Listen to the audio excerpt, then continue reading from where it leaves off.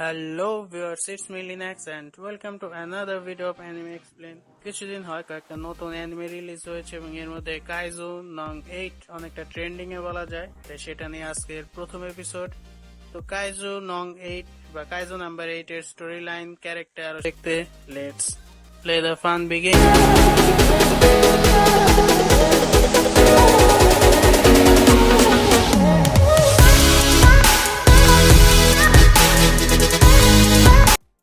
শুরুতেই বলি, এটা কিছুটা অ্যাটাক অন টাইটানের সাথে মিল থাকলেও থাকতে পারে। এসব রোমার বাদ দিয়ে শুরু করা যাক। এপিসোডের শুরুতেই জাপানের একটা ব্যস্ত শহর দেখতে পাই, যেখানে সবাই সবার মতো, কিন্তু সেই ব্যস্ততা ভেঙে দিতে শহরের ভেতর একটা কাইজু চলে এসেছে। তাই চারদিকে এখন ইমার্জেন্সি অ্যালার্ট চলছে কাইজুর জন্য। আর এই কাইজু গুলো বিশাল এবং দেখে মনে হয় যে শহর আগে থেকে সব কাইজু মনস্টারে অভ্যস্ত, কারণ চারদিকে মানুষের সতর্কতা তো আছেই। এমনকি ট্রাফিক সিগন্যালেও কাইজুর জন্য আলাদা সিগন্যাল বানানো। যাই হোক, এই মনস্টার বা কাইজু যেটাই হোক, সেটাকে মারার জন্য কাইজু হান্টারের 3rd ডিভিশন চলে আসে এবং কাইজুটিকে ব্লাস্ট করে ফেলে। আর এদের আশা ফাইটে কিছুটা সেই অ্যাটাগন টাইটান টাইটান ভাব দেখা যায়। যাই হোক, এত বড় কাইজুকে তো মারা হলো, সবাই তো নিরাপদ, কিন্তু এগুলো পরিষ্কার তো করতে হবে এবং সেজন্যই আছে ক্লিন আপ টিম। এবং এখানেই কাজ করে কাহিনীর হিরো কাফকা হিবিনো।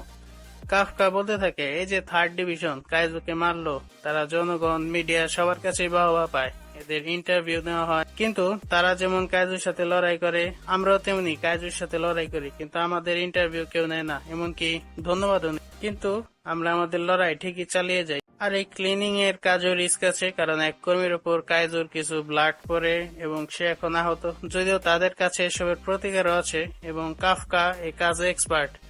কাফকা বলে, 3rd ডিভিশনের রেডের জন্য কাইজু ছিন্ন বিচ্ছিন্ন হয়ে যায়, ফলে অর্গানগুলো জোগাড় করতে সমস্যা হয়। আর কাফকার টিমের এই কাজ করতে হবে 1 সপ্তাহের মধ্যে। এরপর কাফকার জন্য একটা কাজ আছে, আর সেটা হলো কাইজুর ইন্টেস্টাইন পরিষ্কার করা। কাফকা না চাইলেও তাকে এটা করতে হবে। যাই হোক, কাফকা তার কাজ শেষে অবশেষে বাসায় পৌঁছায় এবং টিভিতে তখন 3rd ডিভিশনের ক্যাপ্টেন মিনা আশিরোকে দেখানো হয়। মিনার স্ট্যাট অনেক বেশি ভালো, কারণ মাত্র 27 বছর বয়সে সে 100 কাইজুকে মেরেছে এবং এখন 3rd ডিভিশন কমান্ডার। আর সবচেয়ে মজার হলো, কাফকা ও মিনা ছোটবেলার বন্ধু। কাফকাকে দেখে একজন সিরিয়াস লেভেলের ব্যাচেলর মনে হয়, কারণ রুমের যে অবস্থা। যাই হোক, কাফকা পরের দিন আবার তার কাজে আসে এবং আজকে তাদের সাথে নতুন আরো একজন কাজে যোগ দিবে, যদিও পার্ট টাইমার হিসেবে, এবং ছেলেটির নাম ইচিকাওয়া। ইচিকাওয়ার ইচ্ছা মূলত ডিফেন্স ফোর্সে জয়েন হওয়া, যেমনটা একসময় কাফকার ছিল, কিন্তু সে পরীক্ষায় পাশ করতে পারেনি। ইচিকাওয়া কাফকাকে বলে, আপনি হাল কেন ছেড়ে দিচ্ছেন? আমি হলে তো ছাড়তাম না, এমনকি মৃত্যুর আগ পর্যন্ত। এই কাজের ম্যানেজার সবাইকে কাজ বুঝিয়ে দেয় যে কে কি করবে, এবং এর মধ্যে নতুনরা ইন্টেস্টাইন পরিষ্কার করবে, আর তার সাথে কাফকা তো আছেই। যাই হোক, লাঞ্চের সময় ইচিকাওয়া ইন্টেস্টাইন পরিষ্কারের পুরো এক্সস্টেড এবং কাফকা এটাতে কিছুটা শান্তি পায়, যে বুঝুক সে কি কষ্টটাই না করে। কিন্তু যখন দেখে যে ইচিকাওয়া তার জন্য দুপুরে আনা খাবার খেতে পারছে না, তখন কাফকা ইচিকাওয়াকে একটা ভিটামিনের প্যাকেট ধরিয়ে দেয়, কারণ না খেয়ে তো আর সারাদিন কাজ করা সম্ভব না, সেই সাথে নাকে গোজার তুলো।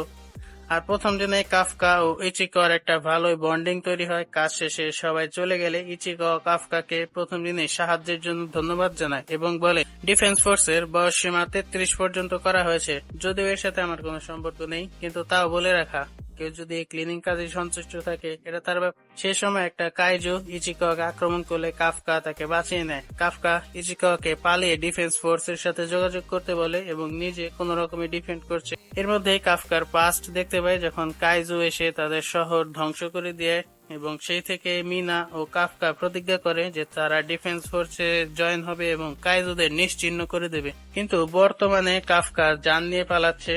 কত আর, কাফকা কাইজুর সাথে লড়তে গিয়ে আহত হয়ে যায় এবং যখনই কাইজুটি কাফকাকে গিলে নেবে, তখন ইচিকাও এসে কাফকাকে বাঁচিয়ে নেয়। কাফকা ইচিকাওয়াকে ফিরে আসার কারণ জিজ্ঞেস করলে ইচিকাও উত্তর দেয়, আজকে যদি সেখান থেকে পালায় তাহলে ডিফেন্স ফোর্সে তার জায়গা হবে না। আর এর মধ্যে 3rd ডিভিশন এসে কাইজুটিকে মেরে ফেলে এবং কাফকা ও ইচিকাওয়াকে বাঁচিয়ে নেয়। কাফকা এখন হাসপাতালে ভর্তি এবং সে আসলে মুগ্ধ যে মিনা এত বড় মনস্টারকে এক পলকে মেরে ফেললো। ইচিকাওয়া কাফকাকে আবার ধন্যবাদ জানায়, কারণ কাফকা যদি তাকে প্রথমে পালে ডিফেন্স ফোর্স ডাকার কথা না বলতো, তাহলে দুজনেই মারা যেত। আর এদিকে কাফকা যতই নিজেকে বোঝাক, কিন্তু সে এবার ডিফেন্স ফোর্সে যোগ দিবেই, এবং তখন একটা ছোট কাইজু এসে তার মুখে ঢুকে যায়, ফলে কাফকা এখন নিজে একটা কাইজু। আর এর সাথেই প্রথম এপিসোড শেষ।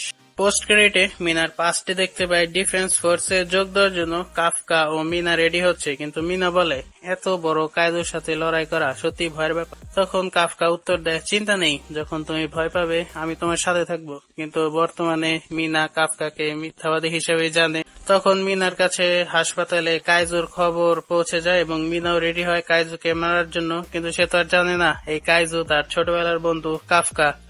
ডিফেন্স ফোর্সে যোগ দিয়ে কাইজুদের মারতে চায় কাফকা এখন নিজেই কাইজু এবং তার বন্ধু এখন তার জানের দুশ্মন। আর অ্যানিমেতে এটাই সচরাচর হয়, যেটাকে সবচেয়ে বেশি ঘৃণা করে পরে সে সেরকমই হয়। তো দেখা হবে পরের ভিডিওতে। টিল দেন, আল্লাহ হাফেজ and don't forget to click the subscribe button. Thank ইউ।ルームシャンブルズ